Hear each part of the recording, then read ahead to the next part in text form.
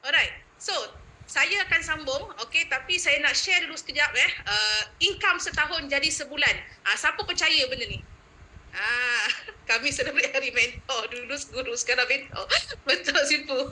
Okay. Siapa percaya dekat platform ni, income setahun boleh jadi sebulan? Kena percaya yang ini, Okay. Ini slip gaji terakhir saya sebagai seorang guru. Okey, kalau kita tengok gaji bersih dia sangat besar, betul tak? Besar. Tapi tolak itu, tolak loan, tolak angkasa, tolak YAPI, macam-macam. Okey, daripada gaji yang 5,000 lebih, tinggallah gaji bersih 2,000 lebih. Ini belum tolak kereta lagi, belum tolak susu anak lagi. Siapa dekat sini malam ni, cikgu-cikgu lah khususnya, okey, sama situasi macam saya dulu. Sama situasi macam saya. Okey, potong itu, potong ini, tinggallah sekian amount, kan, cukup-cukup makan je, and then bila dah dapat gaji tu, okey, tak sampai pun hujung bulan tu, okey, dah mula ikat perut. Nampak tak?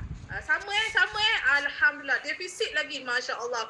Sudah kering. So, Alhamdulillah, Allah izinkan you all masuk Zoom kita malam ni untuk you ambil tahu, ambil peluang apa ciri platform bisnes terbaik di dunia. Okey? Alright, saya tunjuk bukti lagi. Setahun pada tahun 2015, total income saya sebagai seorang guru 53,000 setahun. Setahun. Dan dalam masa yang sama, saya buat forever juga pada tahun 2015. Pada tahun 2015. Part time. So apa yang jadi? Tahun yang sama saya buat bisnes ini, okey, total setahun income saya 261,000. You percaya ke percaya? Nampak tak? That's why malam ni kita nak you buka minda, buka pintu hati untuk you betul-betul ambil peluang pada malam ini, dengar apa yang kami nak sampaikan dan cepat-cepat grab, okey, peluang ni. Alright. Dan ini dia, kalau you tengok tadi saya undur balik. Gaji setahun 53,000 setahun. Dan dekat Forever Living saya capai 1 bulan.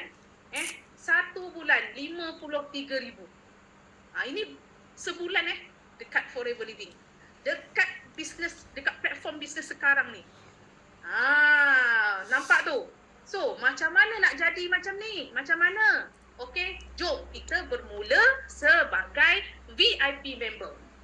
Datuk Sifu dah terangkan banyak tadi, 3 konsep demo produk. You nampak produk kita dah terbaik, so jangan ragu-ragu lagi. Okey, jom kita bermula sebagai VIP member. Alright?